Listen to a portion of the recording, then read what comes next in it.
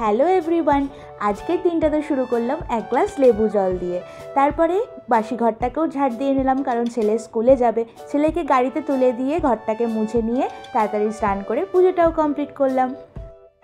অন্য দিনগুলোর তুলনায় আজকের দিনটা আমার কাছে একটু স্পেশাল, তাই সকালে জলখাবারে আজকে বানিয়েছিলাম লুচি আর চানা মশলা।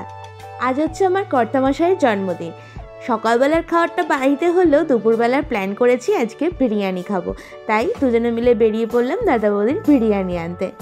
বাড়িতে এসে ঝটপট বসিয়ে দিয়েছি একদিকে পায়েস আর একদিকে মামা বক্সদের জন্য ভাত। হঠাৎ করে দেখলাম আবার কালো করে এসে বেশ বৃষ্টি নেমেছে।